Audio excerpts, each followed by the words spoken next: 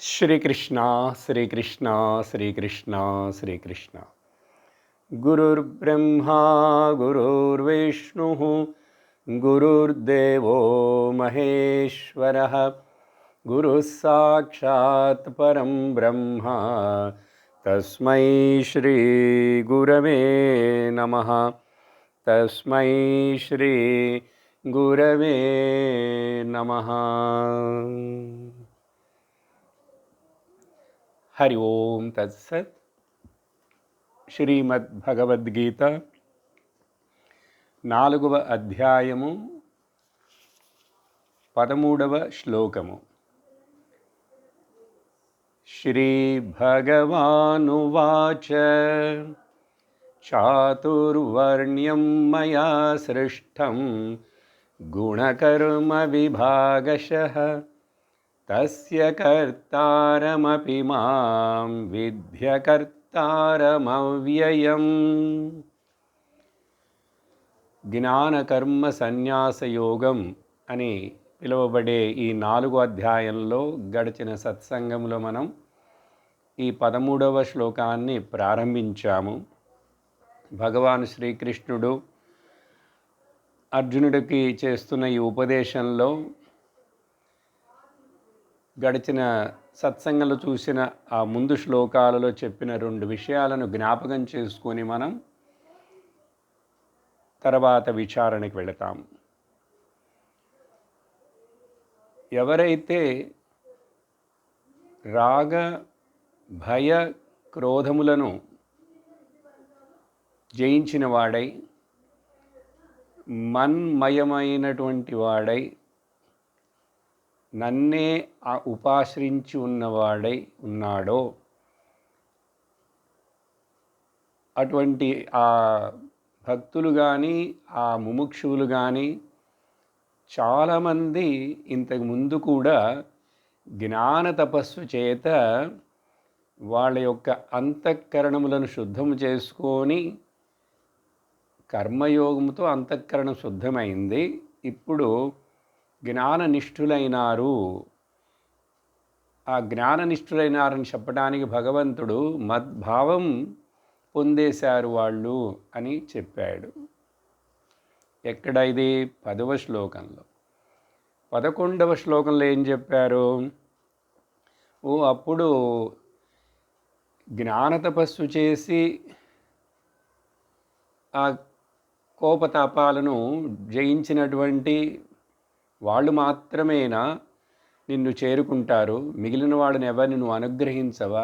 నీ భక్తులు చాలామంది ఉన్నారు కదా లోకంలో అంటే, అందరినీ అనుగ్రహిస్తాను నేను, కానీ వాళ్ళు ఏ ఆశతోటి ఏది కోరి నా దగ్గరకు వస్తున్నారో, ఏ యథా మాం ప్రపద్యంతే తాంస్తథైవ భజామ్యహం మమ వర్తమానువర్తంతే మనుష్యాః పార్థ సర్వశః. ఒక రకంగా చెప్పాలంటే అందరూ నా భక్తులు, నాస్తికులు కాదు, ఆస్తికులందరూ కూడా నా వైపే వాళ్ళు నడుస్తున్నారు. కానీ వాళ్ళకి ఇంకా లోకంలో ఉన్నటువంటి అనేక విషయాల మీద ఆశలు ఉన్నాయి కాబట్టి వాళ్ళు నన్ను కోరుకోకుండా వేరే లౌకికమైన విషయాలను కోరుతూ నా దగ్గరకు వస్తారు. అప్పుడు 12వ శ్లోకంలో ఏం చెప్పాడంటే, ఈ విషయాన్ని చెప్తూ భగవంతుడు వాళ్ళకి వేరే ఆశలు చాలా ఉన్నాయి, కానీ నన్ను ఒక ఏజెంట్గా పెట్టుకొని, అంటే నా అనేక రూపాలైనటువంటి వేరే దేవతలు ఉన్నారు చూసారా, ఆ దేవతలని అగ్ని వాయు ఇంద్ర చంద్ర గ్రహాలు అనేక వీటన్నిటిని కూడా వాటిని పూజిస్తూ వాళ్ళ దగ్గర నుంచి వాళ్ళకి కొన్ని పనులు జరగాలి, నెరవేరాలని ఆశతోటి చేస్తుంటారు.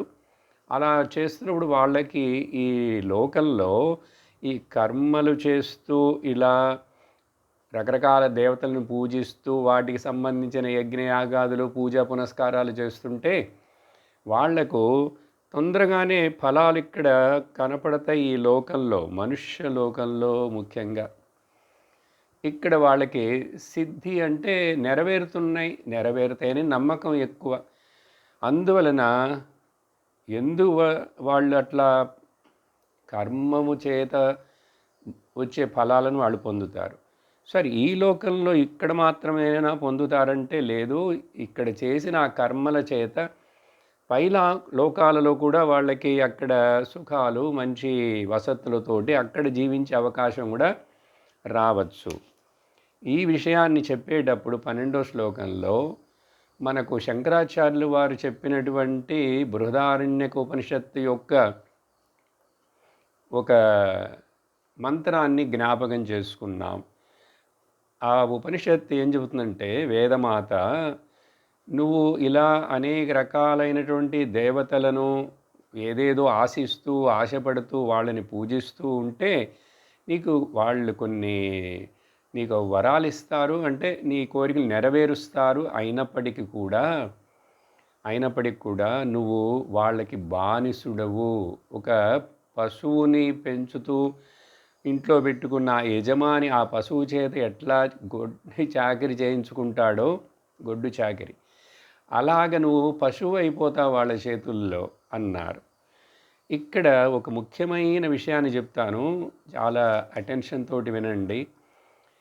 అది ఎలాగండి మనకు తెలుస్తుంది? నేను ఇప్పుడు ఆ దేవతలు నన్ను పశువుగా చూసుకుంటున్నారా, ఏం చేసుకుంటున్నారు? ఇక్కడ ఏదో బాగానే ఉన్నాను కదా, ఏదో ఇక్కడ బాగానే తింటూ బాగానే ఇల్లు కట్టుకొని పిల్లలు జల్లలతోటి ఉంటున్నాను కదా అని అనుకుంటాం. ఇక్కడ అర్థం ఏంటంటే, కొంచెం లోతైన అర్థం తీసుకుంటే ఇదే తీసుకోవాలి. ఆధ్యాత్మిక పరముగా చూస్తే సహజంగా ఆది దైవిక, ఆది భౌతిక, ఆధ్యాత్మిక అని 3 చెప్తుంటాం కదా. ఈ దేవతలకి మన పశువులు అవ్వటం అంటే ఏంటో తెలుసా? దేవతలు అసలు ఎక్కడున్నారంటారు? ఈ శరీరంలోనే 5 జ్ఞానేంద్రియాల రూపంలో, 5 కర్మేంద్రియ రూపములలో, మనస్సు రూపంలో కూడా ప్రతి ఇంద్రియానికి వెనుక అధిష్టాన దేవత ఇక్కడున్నారు. అప్పుడు వాళ్ళని నువ్వు పూజించడం అంటే ఏమిటంటే,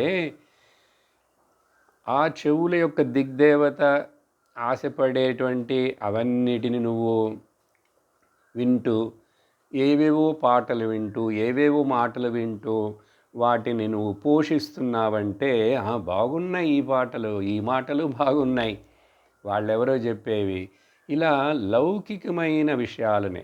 అలాగే నాలుకకు రుచి ఉంది, దాని వెనక వరుణ దేవత ఉన్నాడు.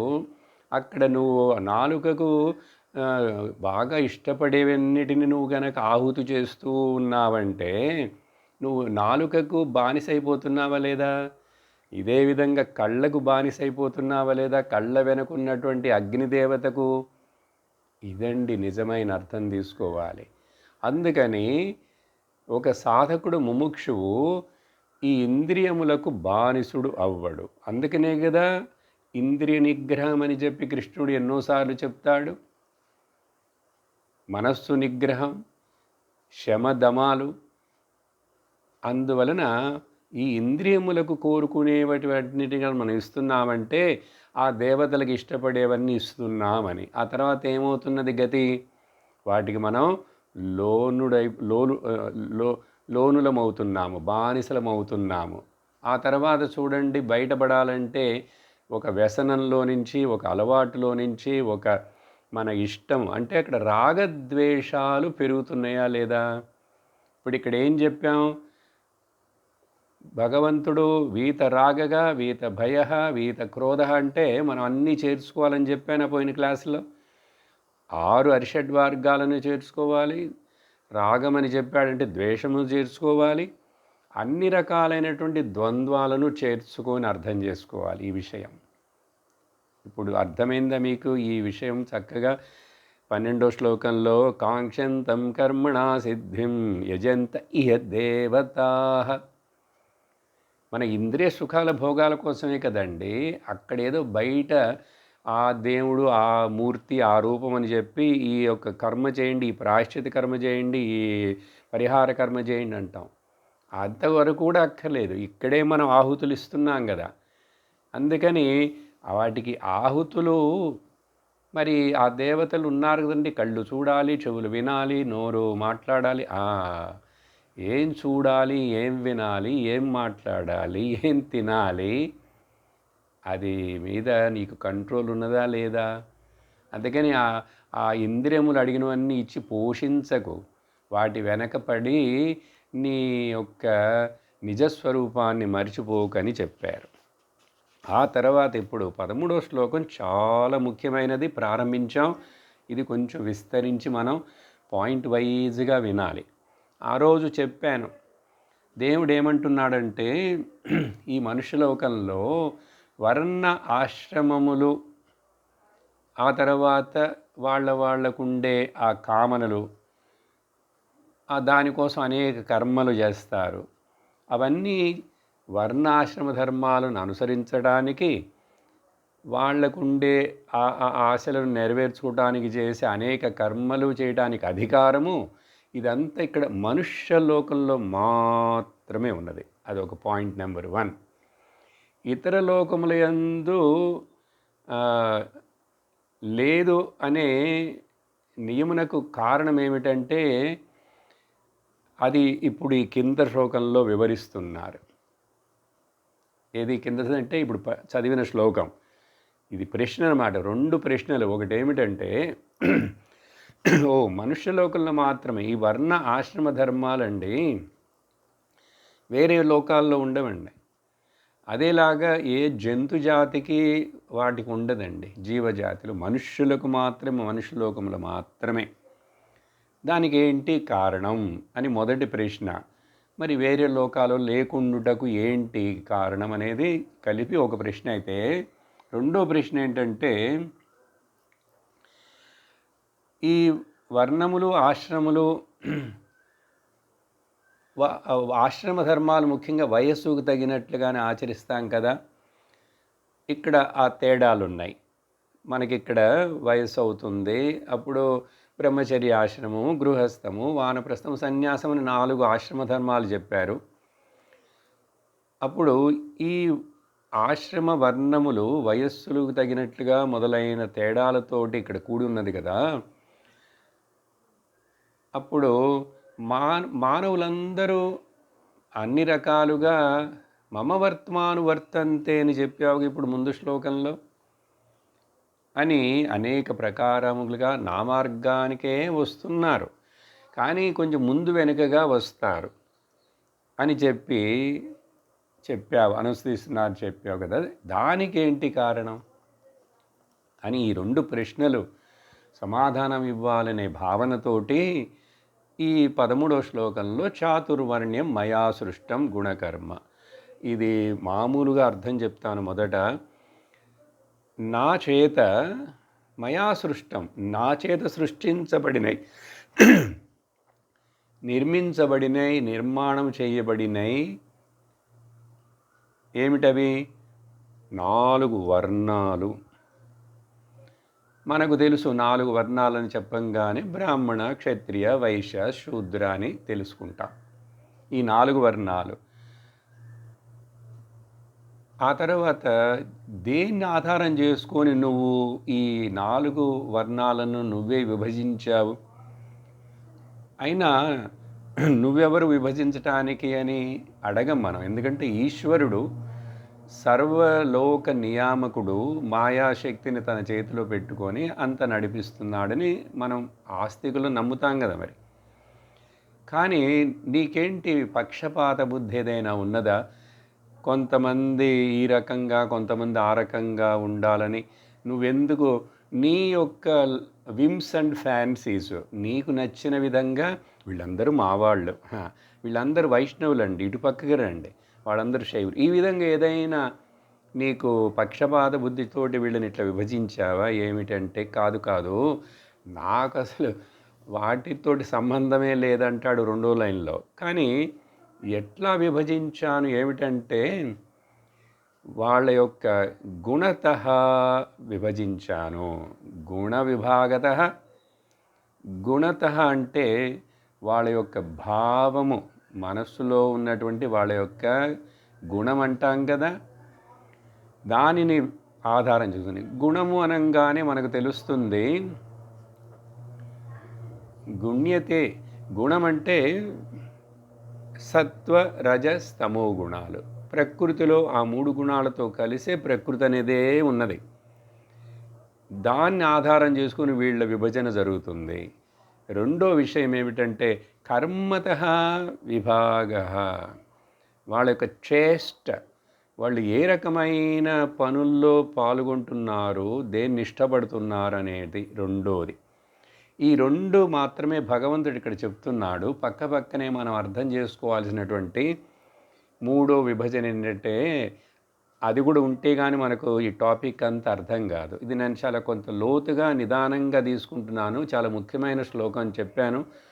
ఇప్పుడు ప్రజెంట్ కండిషన్లో లోకంలో తప్పుగా ఈ వర్ణాలు, క్యాస్టిజం ఇవన్నీ చెప్పి వాటికి లెక్కలు వేస్తూ వీళ్ళు ఈ కులానికి చెందిన వాళ్ళు కులతః అనేది మాట్లాడతారు. దాన్ని మన రాజకీయ నాయకులు చాలా గొప్పగా మేధావులుగా దాన్ని ఉపయోగించి దేశాన్ని, ప్రజలను తప్పు మార్గంలో నడిపిస్తూ రిజర్వేషన్లని అవని ఇవని మాట్లాడి బ్యాక్వర్డ్ ఫార్వర్డ్ క్యాస్ట్లని ఇట్లా చెప్పి పైకి మాట్లాడకూడదంటారు. కానీ అది బేస్ చేసుకుని వాళ్ళ పొలిటికల్ గెయిన్స్ అన్నీ ఉన్నాయి.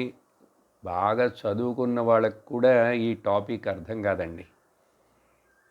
చూద్దాం మనం ఎంతవరకు అర్థం చేసుకోగలమని చెప్పి. ఇప్పుడు కులతః అని చెప్పానే, దాన్ని పేరు జాతితః అనుకోవచ్చు. జాతి, దానికి అర్థం చెప్తాను నేను. యాక్చువల్లీ జాతి అనే పదం ఎక్కడి నుంచి వచ్చిందని ఒకటొకటి చూస్తాం. ఇప్పుడు మొత్తం 3 పాయింట్లండి. భగవంతుడు 2 చెప్పేశాడు. వాళ్ళ గుణానికి తగినట్లుగా ఈ విభజన బాబు, వాళ్ళ యొక్క కర్మకు తగినట్లుగా ఈ విభజన. మూడోది వాళ్ళు జాతి అంటే, ఇక్కడ మొదట ఈ జాతి అనే పదానికి మీకు అర్థం చెప్తాను. జాతి అనేటువంటిది లేక గుణతః అనేటువంటిది, ఎందుకంటే జాతి అనే పదాన్ని భగవాన్ వాడలేదు ఇక్కడ. కానీ ఇప్పుడు అదే కదా పెద్ద ప్రశ్నగా ఉంది లోకంలో. ఏదైతే పుడుతున్నదో జన్మన జాయతే, జాయతే జన్మించిన దానికి ఒక జాతి ఉంటుందండి.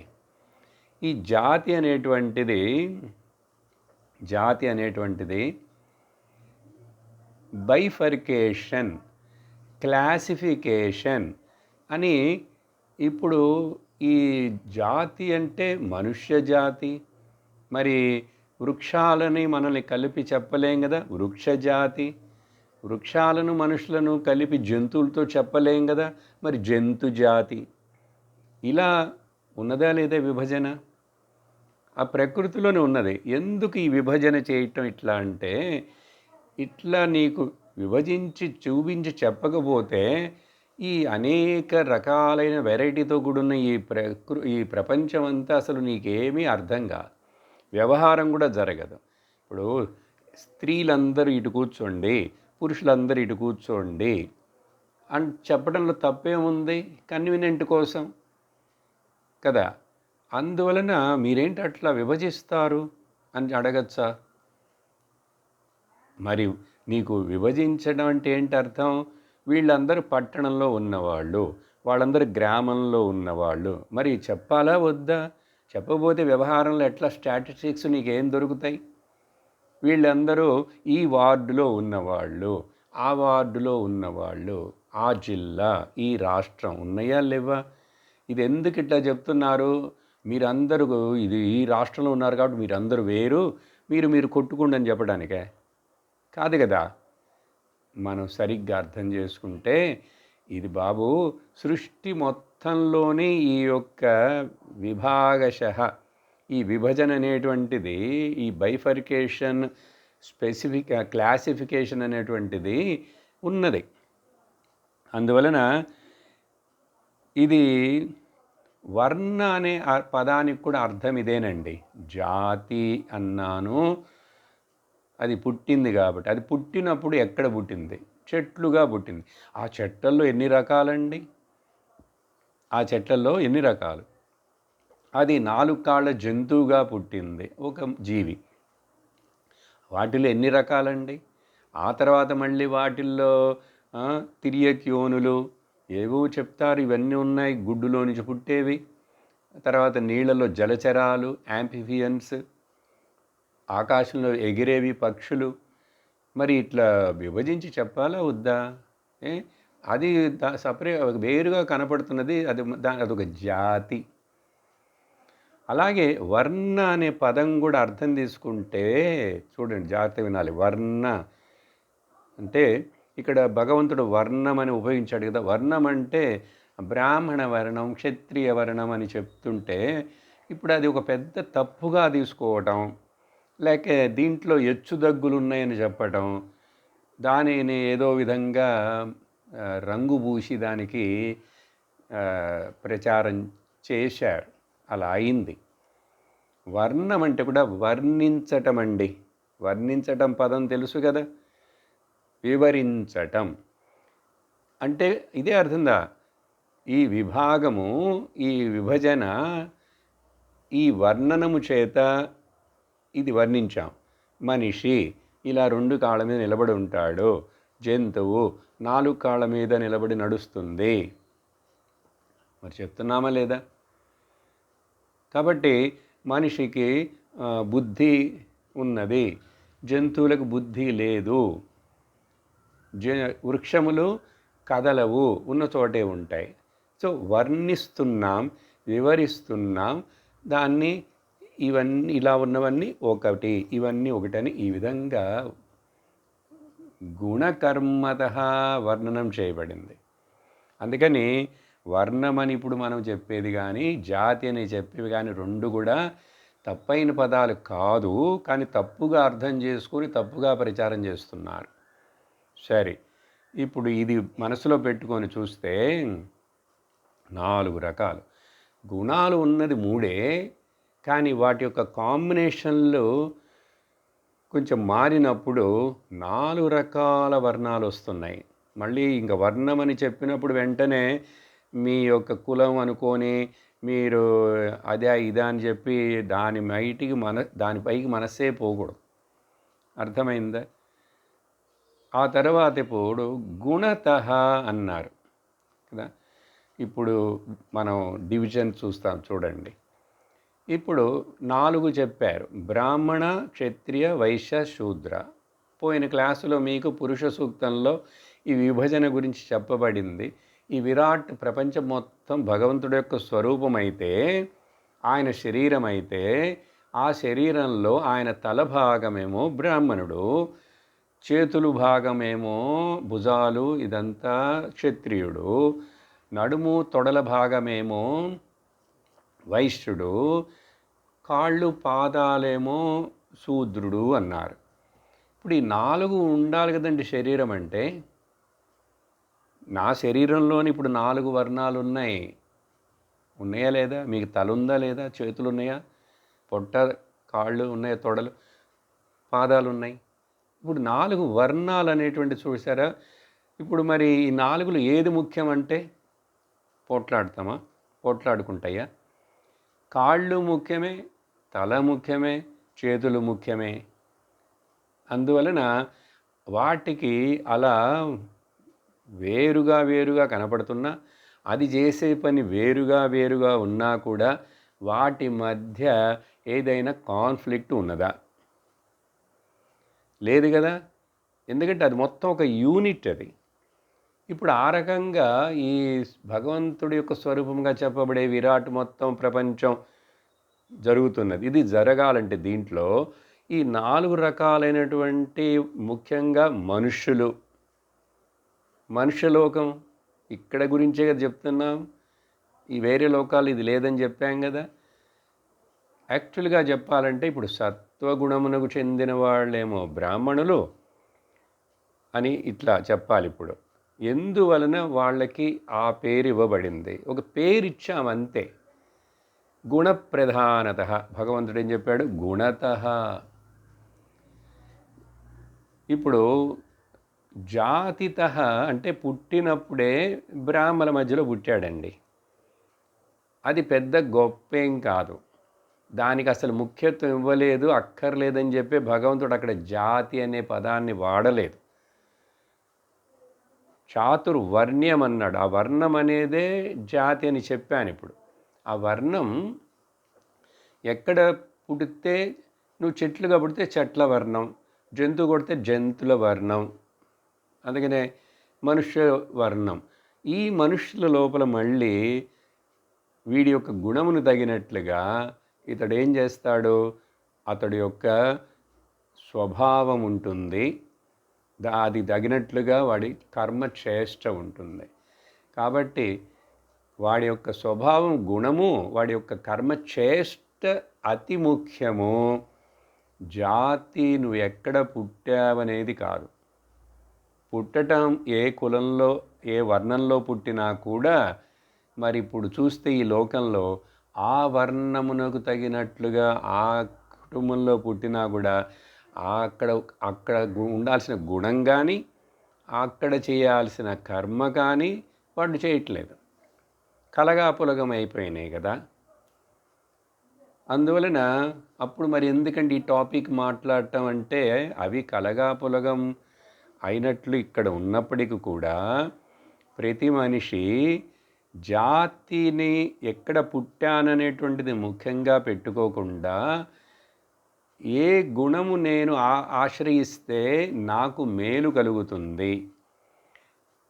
అందరూ కూడా నిదానముగా తమోగుణంలో నుంచి రజోగుణమునకు అభివృద్ధి చెంది, రజోగుణము నుంచి సత్వగుణమునకు అభివృద్ధి చెంది, సత్వగుణము చేత జ్ఞానమును సంపాదించుకొని మోక్షమును పొందాలి. ఎందువలన సత్వాత్ సంజాయతే జ్ఞానం. ఇక్కడే భగవంతుడే చెప్పాడు గీతలోనే, సత్వగుణ సంపన్నమును మెజారిటీ అది ఉంటేనే ఎక్కువ పాళ్ళల్లో జ్ఞానము ప్రాప్తించుటకు ఆస్కారం ఉంది. దాన్ని నువ్వు తిరస్కరించలేవు. అప్పుడు నీకు జ్ఞానము కావాలని ఉంటే నువ్వు సత్వగుణమునకు అలవరుచుకో. నువ్వు పుట్టింది ఎక్కడ పుడితే ఏమైంది, ఇప్పుడు పుట్టావు కాబట్టి అక్కడే ఉండని చెప్పలేదుగా. మరొక విషయం అండి, ఈ 4 వర్ణాలను ఏదైతే మాట్లాడుతున్నామో నలుగురికి కూడా ధర్మము ముఖ్యమేనండి. జాగ్రత్తగా అర్థం చేసుకోండి. ధర్మం అనేటువంటిది అందరికీ కామనే.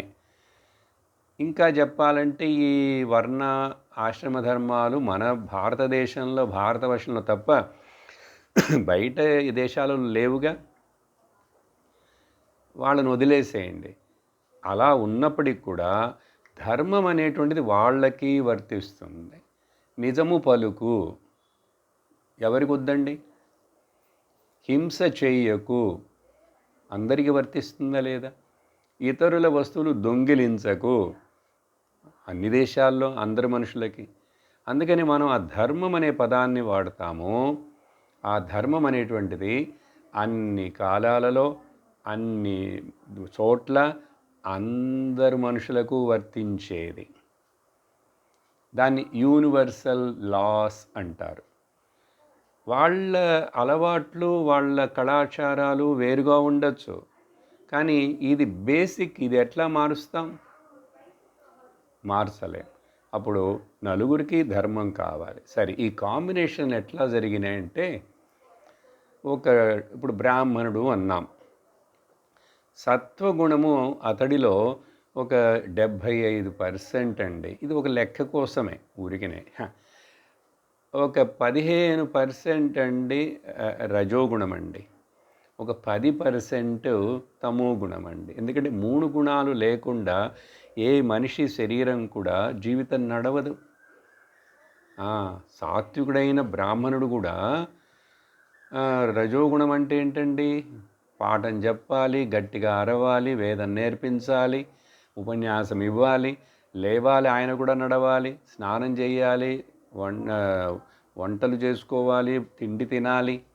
ఇవన్నీ మరి రజోగుణం లేకుండా అట్లాగే పడుకొని ఉంటేనే కూర్చొని ఉంటేనే అవుతాయా? అవన్నీ చేసిన తర్వాత మళ్ళీ శరీరానికి మనస్సుకు విశ్రాంతి కావాలి కాబట్టి నిద్రపోవాలి. నిద్ర అంటే తమో గుణం ఉంటేనే కదా నిద్ర వస్తుంది మరి. కానీ అది న్యాచురల్గా నిద్ర తమోగుణం, న్యాచురల్గా జరగవలసిన ప్రకృతి సంబంధించిన పనులన్నీ చేసుకోవడం రజోగుణం. ఆ తరువాత మెలుకుతో ఉన్నప్పుడు అతడి యొక్క కర్మ ఏమిటి, ఏ కర్మ చేస్తాడు, ఏ కర్మ చెయ్యాలి బ్రాహ్మణుడు, ఎందుకంటే సత్వగుణ సంపన్నుడుగా ఉన్నందువలన. దీనికి శంకరాచార్యులు వారు రాస్తారు ఏమిటంటే, గుణ విభాషిత అన్నారు కదా, సాత్వికస్య సత్వప్రధానస్య బ్రాహ్మణస్య ఇతడికి శమ దమ తప ఇత్యాది, ఇప్పటికే చెప్పాను మీకు. ఇలాంటివన్నీ కూడా అతడి కర్మలు ఏంటి, దమమును అనుసరించుటయే కర్మం, శమమును అనుసరించుటయే కర్మం, అనుష్ఠానాలు చేయటమే కర్మం కదా, తపం.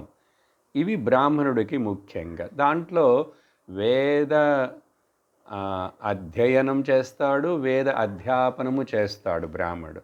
అలాగే కర్మలు చేస్తాడు, కర్మలను చేయించుతాడు బ్రాహ్మణుడు. దానం చేస్తాడు, దానం స్వీకరిస్తాడు. కానీ మిగతా వాళ్ళకు వచ్చినప్పుడు ఇవి కొంచెం మారతాయి కాబట్టి ఇలా చెప్పారు. సరే, అప్పుడు చెప్పాను కదా 75%, 15%, 10. నా రెండోటి ఏమైందంటే కాంబినేషను,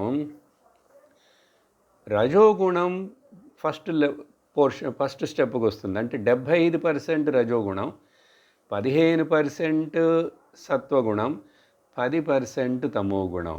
అతడిని, అలా ఉన్నటువంటి వాడిని క్షత్రియుడు అని పేరు పెట్టాం. మరి వాడికి ఉన్నది అట్లా, వాడి గుణాలు అట్లా, వాడి గుణాల కాంబినేషన్ అట్లా ఉంది. అర్థమైందా? ఆ తర్వాత ఇతడు యొక్క కర్మ ఏమిటి, మెయిన్గా శౌర్య తేజ ప్రభృతిని. ఇతడికి శౌర్యము, ధైర్యము, రూలింగ్ కెపాసిటీ, ఆర్డరింగ్ కెపాసిటీ, అవసరమైతే ధర్మాన్ని రక్షించడానికి యుద్ధం చేసేటువంటి కెపాసిటీ, ఇవన్నీ ఉంటాయి క్షత్రియుడికి. మూడో కాంబినేషన్ ఏంటంటే, మూడో కాంబినేషన్లో కూడా రజోగుణమే ముందు స్టెప్లోకి వచ్చేసింది. అర్థమైందా? వచ్చి ఆ తర్వాత సత్వగుణం మూడో స్టెప్లోకి వెళ్ళిపోయి తమోగుణం రెండో స్టెప్లోకి వచ్చిందండి. అర్థమవుతున్నదా? ఇది స్టెప్ అంటే ఆర్డర్. క్షత్రుడికేమో రజోగుణం ఫస్ట్ స్టెప్లో ఉంది, బ్రాహ్మణుడికి సత్వగుణం ఫస్ట్ స్టెప్లో ఉంది. ఇప్పుడు వైశ్యుడు అంటాం, ఇతడికి కూడా రజోగుణమే మొదటి స్టెప్లో ఉన్నది, హైలో.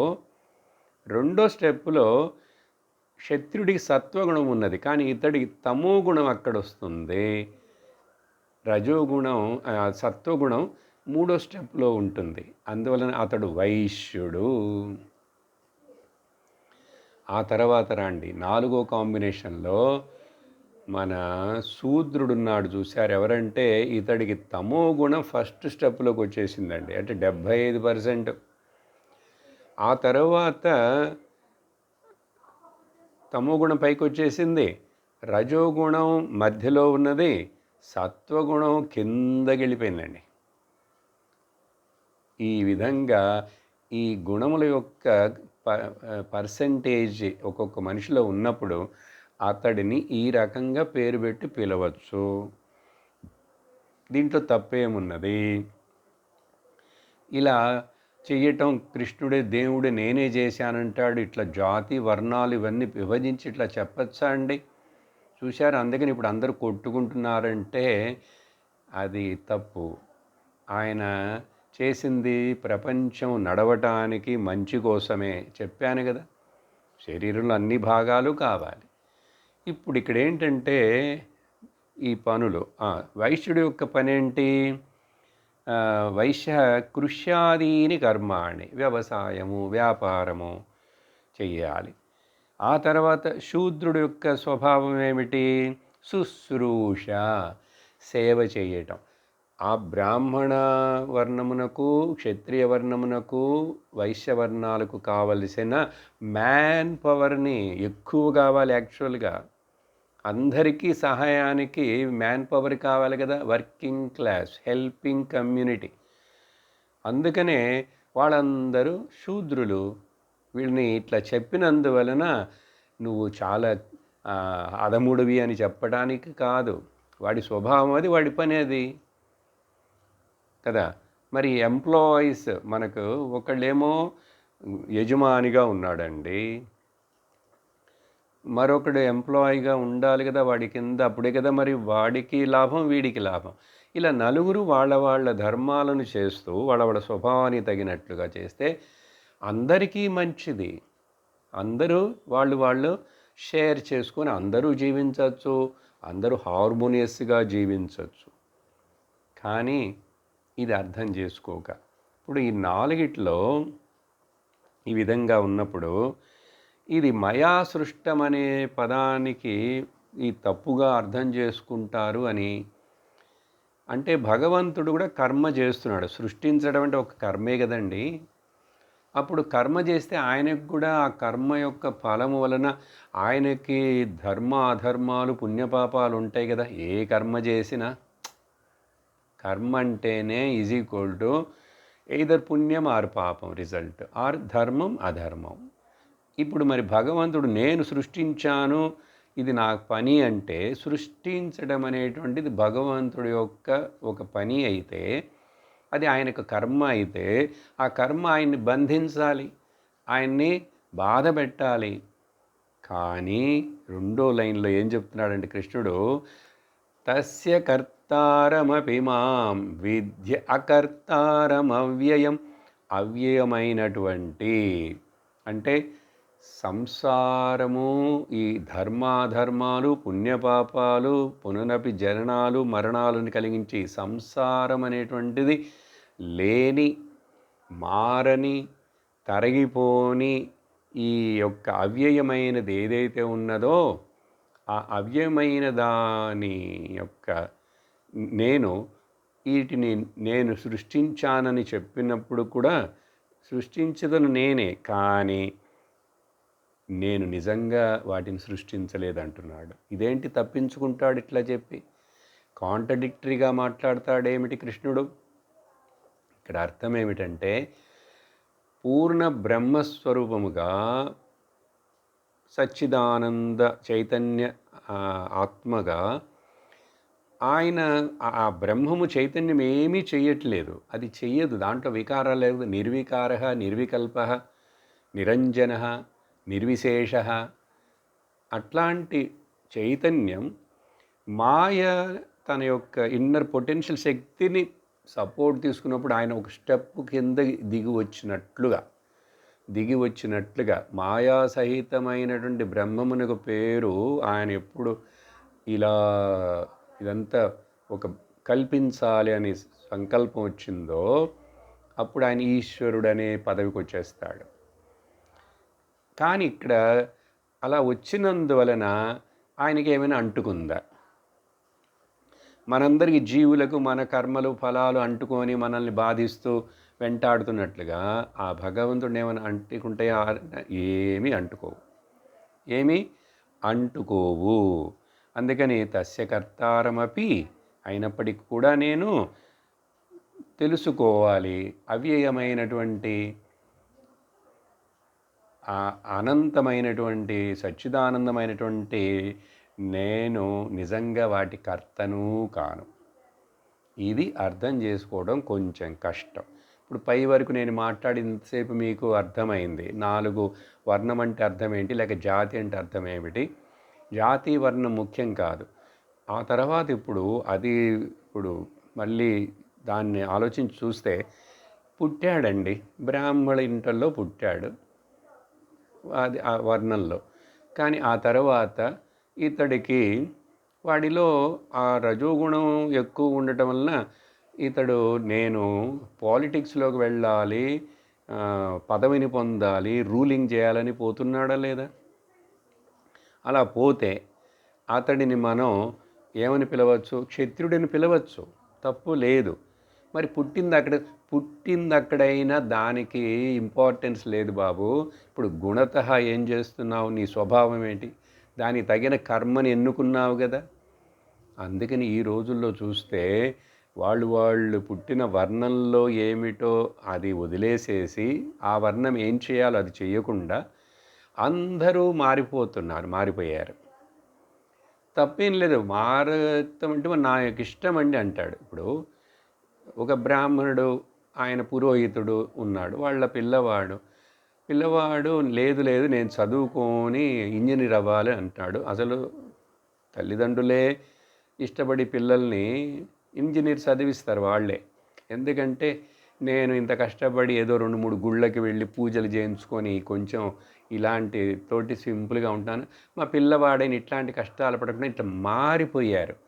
వర్ణధర్మమును మర్చిపోయి, అందుకనే వర్ణాశ్రమ ధర్మాల యొక్క ముఖ్యత్వం ఏమిటంటే అది ఫాలో చెయ్యకపోతే అందరూ ఇంజనీర్లు అయిపోతే ఆ శూద్రుడు ఇంజనీర్ కావాలనుకుంటే క్షత్రియుడు వైశ్యుడు అందరూ నేను వ్యాపారం చేయను, మా నాన్న వ్యాపారం చేసేవాడు, నేనెందుకు వ్యాపారం చేయాలని మరి వాడికి బుద్ధి మారుతున్నది. తండ్రి ఒకవేళ చెప్పినా కూడా పిల్లవాడు వినడు, పిల్లవాడికి స్వేచ్ఛ ఉంది, వెళుతున్నారా లేదా, లేక వీళ్ళే వెళ్ళమని చెప్తున్నారా లేదా. కాబట్టి దీన్ని మనం ఆపలేము, అలా ఉంటాయి. అప్పుడు ఎందుకు ఇది చెప్తున్నానంటే, నువ్వు జాతి అని చెప్పి ఏంటి నువ్వు ఇక్కడ ఈ వర్ణంలో ఉన్నావు కదా. ఇంకోటి చెప్పనా, మనుష్యను అని చెప్పి అనుకుంటున్నాడు, కానీ మృగంలాగా ప్రవర్తిస్తావు. పుట్టిందేమో మనుష్య జాతిలో, కానీ ప్రవర్తిస్తున్నదేమో గుణం లోపల చూస్తేనేమో అంత విషపూరితం కదా. మరి అప్పుడు ఏమనాలి. లేక పుట్టింది మనుషుడుగా, నీకు ఆ సోంబేరితనంలాగా కొండ సిలువ పాములాగా అట్లాగే సోంబేరిగానే ఉంటావేంటి, లేజీగా ఉండొచ్చా. తమో గుణం ఎంతవరకు ఉండాలి అంతవరకు, ఎంతసేపు నిద్రపోవాలి అంతవరకే కదా. ఈ విధంగా చూస్తే అన్నీ మారినాయి, కాంబినేషన్లు ఇవన్నీ కూడా. అందుకని ఇప్పుడు వాడి గుణం అలా ఉంది.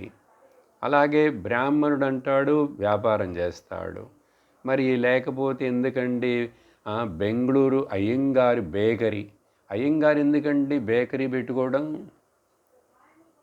చెప్పండి, ఆ పేర్లు ఎందుకు వస్తున్నాయి. మనకు తప్పు అనటం కాదు, ఓకే నువ్వు మారాలనుకున్నావు అని మరి పుట్టింది, మరి ఆ పుట్టిన దానేమో బ్రాహ్మణుని చెప్పి ఎందుకు గొప్ప పోతావు కాలర్ ఎగరేసుకుంటూ. గొప్ప పడకు, ఏమొద్దు, నువ్వు మారావు, నీ స్వభావం ఇట్లా ఉంది కదా. కానీ ఇక్కడ ఒక పాయింట్, జాతిని ఎవ్వరు అసలు యాక్చువల్గా మార్చలేరు. ఈ పాయింట్ ఎందుకంటే ఈ మతం మారుతున్నారు చూసారా, అది చెట్టుగా పుట్టింది చెట్టుగానే ఉంటుంది, అది కుక్కగా పుడితే కుక్కగానే ఉంటుంది జంతువుగా, మనిషిగా పుడితే నువ్వు మనిషి. అలాగే నువ్వు ఒక చోట ఒక ఇంట్లో పుట్టావు, దాన్ని ఎవరైనా మార్చగలరా. మరి ఎందుకు మతం మార్చటం. మతం అంటే ఒక జాతి లాంటిది కదా. ఆ మతాలు కూడా 3 చెప్పి 4 కొట్టుకుంటున్నారు కదా. మళ్ళీ దానికి లోపల చాలా మతాలు, ఇది కూడా అర్థం చేసుకోవాలి. అందుకని జాతిని నువ్వు గ్రెడేషన్ చేయటానికి కానీ మార్చడానికి ఏమీ లేదు, అర్థమైందా. అలాగే గుణమును కూడా నువ్వు కర్మను కూడా నువ్వు గ్రెడేషన్ చేసి ఈ పని చేసేవాళ్ళందరూ గొప్పవాళ్ళు, ఇంజనీర్ చదివితేనే గొప్ప, అందరు ఇంజనీర్ అంటే అక్కడ మళ్ళీ ఏమవుతుంది, అన్ఎంప్లాయ్మెంట్ వస్తుంది కదా. అప్పుడు వ్యవసాయం ఎవరు చేస్తారు, ఉత్పత్తి ఎట్లా వస్తుంది. మరి ఉత్పత్తి, వ్యవసాయము, వ్యాపారము లేకపోతే ప్రపంచం, జనులు, సమాజం ఎట్లా జీవిస్తుంది. సరే వీటినన్నిటిని రక్షించి పరిపాలించి కంట్రోల్ చేసే ఆ రూలర్ ఉండాలి. ఆ రూలర్కి అంత శక్తి ఉన్నప్పటికీ కూడా ఆ క్షాత్ర తేజమును ఎప్పుడు కూడా బ్రహ్మతేజము వెనక నుంచి గైడ్ చేస్తుండాలి. అర్థమవుతున్నదా. కొంచెం లోతుగా మాట్లాడుతున్నాను, ఒకే శ్లోకం ఏమిటండి ఇంతసేపు ఏంటి, ఈ టైం చాలదు ఇవాళ, ఇంకా కూడా కొంచెం మాట్లాడతాను తర్వాత కూడా అవసరమైతే. ఓపికగా వినాలి, ఎందుకంటే ఇది ఎందుకులేండి మేము వేదాంతం ఆల్రెడీ ఆత్మ అని చెప్పేశారు కానీ వదలటం కాదు. సరిగ్గా ఆత్మను అర్థం చేసుకోవాలన్నా ఇవన్నీ అర్థం కావాలి. మరి కృష్ణుడు ఎందుకు ఊరికి నేను మాట్లాడాడు? కృష్ణుడు అర్జునుడికి మాట్లాడాడండి. అర్జునుడు రాజు కదా. ఏయ్, భగవద్గీతలో అర్జునుడికి కోసం చెప్పిన ప్రతి మాట, ప్రతి మనిషికి ఇక్కడ ఎన్ని పాయింట్లు మనం ఇప్పుడు వివరించాం, విన్నాం. ఇవి ముఖ్యమా కాదా? చెప్పండి. అందువలన జాతిలో నువ్వు గ్రెడేషన్ చేయటం, మార్చడానికి లేదు. తర్వాత నీ యొక్క కర్మను కూడా ఆ జాతి వాడికి ఆ గుణం ఉంది, ఆ కర్మ చేస్తున్నాడు, అది మార్చలేము. ఐ మీన్ గొప్పది చిన్నది పెద్దదని చెప్పలేము. ఒకటి గుణమును తాను మార్చుకొని, తనలో మార్పు తెచ్చుకొని, తన యొక్క తమో గుణంలో నుంచి రజోగుణం నుంచి సత్వగుణమునికి రావటానికి ప్రతి ఒక్కడూ ప్రయత్నించవచ్చు. ఇక్కడ ఏమి రూల్ పెట్టలేదు, నియమం పెట్టలేదు. అర్థమైందా? అప్పుడు ఇక్కడ జ్ఞానం అనే విషయానికి వచ్చినప్పుడు నీ యొక్క జాతి ఎట్లా ఉన్నాను సరే, నీ కర్మ ఎట్లా ఉన్నాను సరే, నీ ఇప్పుడు గుణమును నీ మార్చుకొని జ్ఞానమునికి వస్తే, ఎందుకు జ్ఞానానికి రావాలి అని మేము కంపల్షన్ చేయట్లేదు. నీకు ఇష్టమైతే రా. ఏంటో ప్రయోజనం తెలుసా? మరొక ముఖ్యమైన విషయం, ఈ కర్మ అనేటువంటి దాని యొక్క భయము, కర్మలను గురించిన సందేహము, ఏది చేయాలి, ఏది చేయకూడదు, ఇది చేస్తే ఏమవుతుందో, అది చేస్తే ఏమవుతుందో. అర్జునుడికి అదే కదా, నీ ఘోరమైన యుద్ధం చేస్తే నాకు పాపం వస్తుంది, ఇది అధర్మం కదా, సందేహం, కన్ఫ్యూషన్. అలాగా ప్రతి మనిషికి జీవితంలో ఈ కర్మ గురించి ఎప్పుడూ పితలాటకమే. నీకు ఈ కర్మ బంధంలో నుంచి నువ్వు పూర్తిగా విడిపించబడి నీకు స్వేచ్ఛ రావాలంటే, అంటే మోక్షం రావాలంటే, ఎందుకంటే ముందు శ్లోకాలు 3 చోట్ల భగవంతుడు మామేతి మద్భావం ఆగతాహ అని చెప్పి అన్నాడు. మామే ప్రపద్యంతే అంటాడు. మరి అది కావాలంటే నీకు అసలు ఈ కర్మ అంటే భయంగానే ఉందండి. బయటికి రా, కర్మలోంచి బయటపడిపో. ఎలా బయటకు వెళ్ళబడవు? నీ నిజస్వరూపమును తెలుసుకుంటే బయటపడతావు. అక్కడ ఇదే ఈ 2వ లైన్లో ఎప్పుడైతే భగవంతుడు మయా అండ్ మామ్ అనే పదాలను వాడుతున్నాడో, నేను ఇంతకుముందు చెప్పినట్లుగానే ఈ ఫస్ట్ పర్సన్ సింగులర్ అహం ప్రత్యయం ఉపయోగించిన చోటంతా కూడా మనల్ని మనం ఆ పదంలో పెట్టుకోవాలి. ఆ పదాన్ని మనకు అప్లై చేసుకుంటే, ఇప్పుడు చూడండి మరొక చివరిగా 2-3 పాయింట్లు ఏమన్నాం? చాతుర్వర్ణ్యం మయా సృష్టం అన్నప్పుడు ఇంద్రియముల పనుల్లో పోటీ లేదని చెప్పాం. అలాగే 4 ఆశ్రమాలకు మధ్య కూడా పోటీ లేదు, అందరు ముఖ్యమే, సమానమే. ఇప్పుడు చూడండి విషయం, ఈ విభజన అనేటువంటిది జంతువుల్లో కూడా ఈ జువాలజీ చదివేటువంటి ఆ రీసెర్చ్ చేసేవాడు వాళ్ళు కూడా దీంట్లో బైఫర్కేషన్ పెట్టారు. మన శాస్త్రంలో కూడా వేరే చోట వివరించబడింది.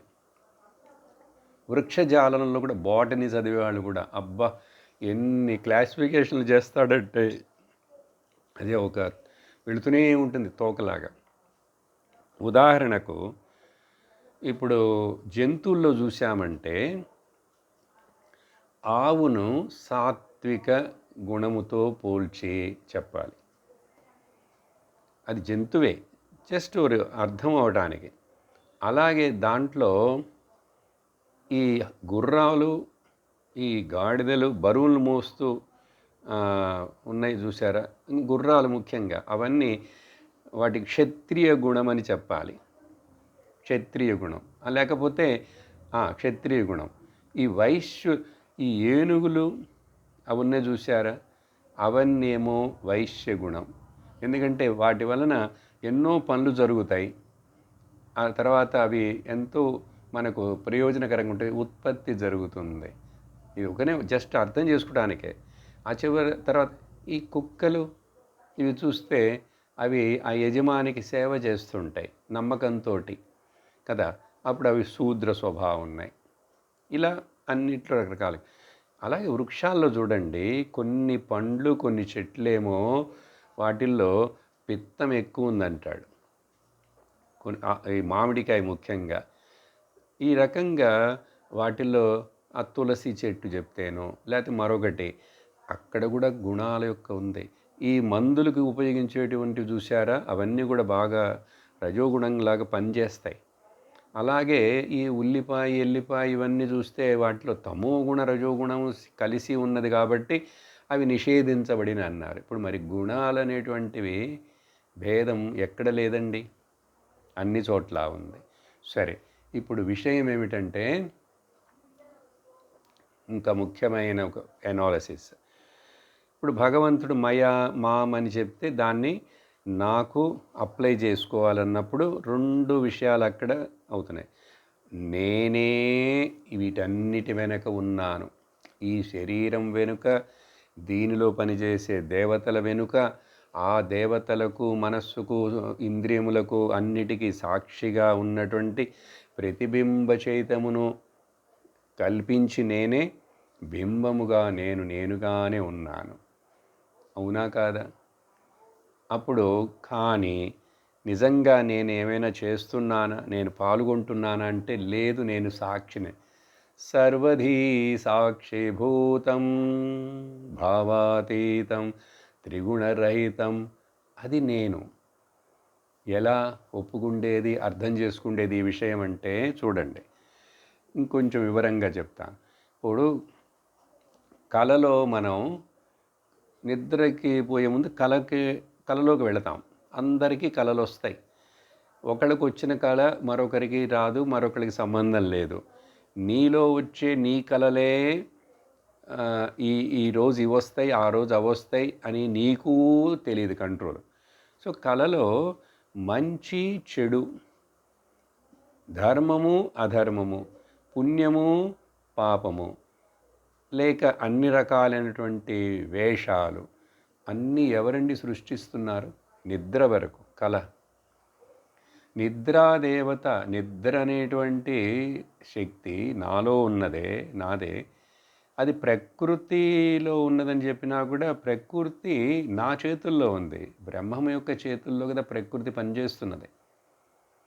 అదంతా అర్థం కాదు పెద్ద లెవెల్లోని. నీ నిద్రకి రా, నువ్వు దాన్ని అనలైజ్ చేస్తే నువ్వు సృష్టిస్తున్నావు. కానీ నిజంగా నువ్వు సృష్టిస్తున్నావా? ఎందుకంటే సృష్టిస్తే అక్కడ ఉండాలిగా అవి. భగవంతుడు రెండులో లేదే, నేను నిజంగా వాటిని సృష్టిస్తున్నట్లు ఉన్నానే కానీ నేనేం చేయట్లేదు అన్నాడు. అలాగే నేను నా మనస్సులో నుంచి నిద్రాదేవత వలన, నిద్రశక్తి వలన అట్లా అన్నిటినీ సృష్టించింది ఎవరు? నేనే. కానీ నిజంగా అవి ఏవైనా ఉన్నాయా? మెలుకుకు వచ్చినప్పుడు అవి ఉన్నాయా? అప్పుడు కానీ నిజంగా అవి లేవు అక్కడ. కానీ ఆ సమయంలో వాటి మీద నాకు కంట్రోల్ లేనట్లుంది. నిద్రలోకి వెళ్ళిపోతే ఏమవుతున్నది? గాఢ నిద్రలోకి ఆ సృష్టి లేదు, కళ అనే సృష్టి లేదు. తర్వాత మెలుకులోకి వచ్చిన తర్వాత మళ్ళీ ఒక సృష్టి కనబడుతున్నది. కళలో నేనే క్రియేట్ చేస్తున్న కళ మీద నాకు, కళ సృష్టి మీద నాకు కంట్రోల్ లేదు అక్కడ. అంటే నేను కళ అంటున్నాను, కళను సృష్టిస్తున్నా నాకు తెలుసుకోలేను. ఆ మైండ్ గ్రాస్ప్ ఏది నిద్ర అనేటువంటిది ఒక సృష్టి. అక్కడికి వెళ్ళినప్పుడు ఈ కళ సృష్టి అక్కడ లేదు కదా. అప్పుడు నేను చేశానా చేయలేదని విధంగా చేస్తే అది ఉండాలి కదా, అది ఉండదు. ఇక్కడికి వెళ్తే నిద్రకి అది ఉండదు. సరే, మెలుకు అనేది వచ్చినప్పుడు మెలుకువలో మరొక సృష్టి కనపడుతున్నది. ఈ సృష్టి మన చేతుల్లోనే లేదు కదా. అందుకని ఇక్కడ ఈశ్వరుడిని తెస్తాం. సమష్టిలో మనకి ఎక్కడుందండి కంట్రోలు? ఈ శరీరంలో జరిగే అనేక ఫంక్షన్లు, పనుల మీదనే మనకు కంట్రోల్ లేదు. కరెక్టా కాదా? మన హార్ట్ బీట్ మీద, డైజెషన్ మీద, వీటన్నిటి మీద ఏవైనా మీకు కిడ్నీల మీద మీకు కంట్రోల్ ఉందా? మీ దగ్గర స్విచ్ ఉందా? తుమ్ము వస్తుందంటే ఆపుకోలేము, అది వస్తుంది. ఆవలింత వస్తుందంటే వస్తుంది, అది ఆకలి పుడితే పుడుతున్నది కదా. కాబట్టి ఈ మెలకువలో సృష్టి నా కంట్రోల్లో లేదు. కానీ ఈ మెలకువ సృష్టి కూడా బాగా జాగ్రత్తగా వినండి. ఈ మెలకువ సృష్టి నా కంట్రోల్ లేకపోయినప్పుడు కూడా ఈ మెలకువలో ఉన్న ఈ సృష్టి నిజము కాదని క్లెయిమ్ చేయగలిగినటువంటి జ్ఞానము నా దగ్గర ఉంది, నా దగ్గర ఉండవచ్చు. నిజము కాదని చెప్పడం మాత్రం నేను చేయగలను. అదేండి వేదాంతం యొక్క సారమంతా. ఎందుకండి ఈ చిన్న శ్లోకానికి వెళ్ళి ఇంత డీప్గా డీప్ ఏంటి, వేదాంతం ఏంటి? ఇప్పుడు ఈ మొత్తం మీకు ఆర్డర్ అర్థం కాకపోతే రాబోయే శ్లోకాలలో, రాబోయే అధ్యాయాలలో కృష్ణుడు ఏం మాట్లాడుతున్నాడు, ఎందుకు మాట్లాడుతున్నాడని ఏదేదో వింటాం. వినేశానండి, నేను భగవద్గీత అంతా వినేశాను. విన్నావా? 5-6 సార్లు ఈ విధంగా లోతుగా వినాలి. అప్పుడే దాని యొక్క అతి గాఢమైన నిజమైన అర్థం మనకు బయటకు వచ్చి అనుభవానికి వస్తుంది. ఇప్పుడు ఈ కళ ఎగ్జాంపుల్ వలన అనుభవంలోకి పెట్టుకొని మీకు అప్లై చేసుకుంటున్నారా లేదా? ఎంతసేపు చూసినా ఆ కృష్ణుడు ఆ భగవద్గీతట అప్పుడని చెప్పి ఆయన ఏదో భజించడం అనుకోవడం. ఆయన కృష్ణుడు అక్కడ చెప్పాడట అర్జునుడికి, అది చదివితే పుణ్యం వస్తున్నారు. అది చదివితే పుణ్యం వస్తుందని చదువుతూనే ఉంటే నువ్వు ఇంకొక 10 జన్మలు చదివినా కూడా పుణ్యం వస్తుంది తప్పకుండా. అది చెప్పాడు భగవంతుడు. ఎక్కడ? 18వ అధ్యాయంలో చెప్పాడు. నిన్న ఇంగ్లీష్లో 18వ అధ్యాయాన్ని ముగించాను. అందుకని జస్ట్ వినుట చేతనే పుణ్యం వస్తుందని చెప్పాడు. ఎందుకంటే మరి నాకు ఇప్పుడు జ్ఞానం వచ్చేట్లు ఏం కనపడలేదండి. ఏదో కొంచెం అర్థం చేసుకుంటున్నాను. సరే, ఏదో ఇది కృష్ణుడు మాట్లాడన్నారు కదా అని చెప్పి ఇక్కడ ఎవరో మాట్లాడుతున్నాడు, ఆయన వచ్చి కూర్చున్నానండి. ఎందుకంటే నాకు దేవుడి మీద భక్తి కాబట్టి. వచ్చి కూర్చొని నిద్రపోయినా కూడా పుణ్యం వస్తుందని చెప్పారు. ఏదో వస్తుంది పుణ్యం. కేవలం శ్రవణము చేతనే పుణ్యం వస్తుంది. ఇంకా దాన్ని చక్కగా విని అర్థం చేసుకొని ఆకలింపు చేసుకొని డైజెషన్ చేసుకుంటే ఇంక దాని ఫలం చెప్పాలా ఏంటి? అతి గొప్ప ఫలం మోక్షమే వచ్చేస్తుంది. కాబట్టి ఇప్పుడు ఈ 3 అవస్థల యందున్నటువంటి 3 పురుషులు ఉన్నారు చూసారా? చివరి పాయింట్. ఇప్పుడే కదా అవస్థల గురించి చెప్తున్నాను. గుణాలు, ఇక్కడికి అవస్థలకు వచ్చాం. ఇవి కూడా, ఈ గుణాలు కూడా, ఆ అవస్థలు కూడా గుణాలను బేస్ చేసుకొని జరుగుతున్నాయి. చూసారా? యాక్చువల్గా చెప్పాలంటే మెలకువలో సత్వగుణం అని చెప్తాం, కళ రజోగుణం అని చెప్పాలి, నిద్ర తమోగుణం. ఇప్పుడు చివరి పాయింట్ ఏంటంటే 3 అవస్థలలో 3 రకాల పర్సనాలిటీస్ ఉన్నాయండి. ఏమంటాం వాటిని సహజంగా? జాగ్రత్త పురుషుడు, స్వప్న పురుషుడు, నిద్రా పురుషుడు. ఓకే, స్వప్నం, నిద్ర, సుషుప్తి పురుషుడు. ఈ విభజన ఈ మూడిటిని చాలా డీటెయిల్డ్గా మాండూక్య ఉపనిషత్తు మాట్లాడుతుంది. విశ్వ, తైజస, ప్రాజ్ఞ, ఆ టెక్నికల్ టర్మ్స్ అక్కడ ఆయన ఇస్తారు అక్కడ. కాబట్టి ఇప్పుడు ఇక్కడ దీంట్లో వీళ్ళందరూ 3 ఉన్నారు కదా. ఏ పురుషుడికి కూడా మరొక అవస్థలో ఉన్న పురుషుడి మీద కంట్రోల్ కానీ ఇన్ఫ్లుయెన్స్ కానీ చేయలేడు. శ్రద్ధగా వింటున్నారనుకుంటాను. మరొకసారి చెప్తాను. ఈ 3 అవస్థలలో ఉన్న 3 ఉన్నారా లేదా? నేను మెలుగుతున్నానండి ఇప్పుడు కలలో. సో విశ్వ, తైజస, ప్రాజ్ఞ, జాగ్రత్త పురుషుడు, స్వప్న పురుషుడు, నిద్రా పురుషుడు. ఈ ఒక్కొక్కడికి ఇతడికి దాంట్లో ప్రవేశించే అవకాశం లేదు, వాడికి దీంట్లో ప్రవేశించే అవకాశం లేదు. ఎవరు ఒకరిని ఇన్ఫ్లుయెన్సే చేయలేరు. అర్థమైందా? అప్పుడు ఎవరిని ఇన్ఫ్లుయెన్స్ చేయలేనప్పుడు అసలు మరి ఇంకేంటి ఇక్కడ జరుగుతున్నదంటే అంత నాటకమే జరుగుతున్నది. ఎందుకు ఇది ఇప్పుడు మీకు చివర్లో ఇట్లా చెప్పానంటే కొంచెం అతి సూక్ష్మమైన విషయాన్ని 14వ శ్లోకానికి ఈ పాయింట్ కనెక్ట్ అవుతుంది. అర్థమైందా? అది వచ్చే వారం సత్సంగంలో చూస్తాం. ఓం పూర్ణమదః పూర్ణమిదం పూర్ణాత్ పూర్ణముదచ్యతే పూర్ణస్య పూర్ణమాదాయ పూర్ణమేవావశిష్యతే. ఓం శాంతి శాంతి శాంతి. హరి ఓం శ్రీ గురుభ్యో నమః. హరి ఓం. హరి ఓం తత్సత్.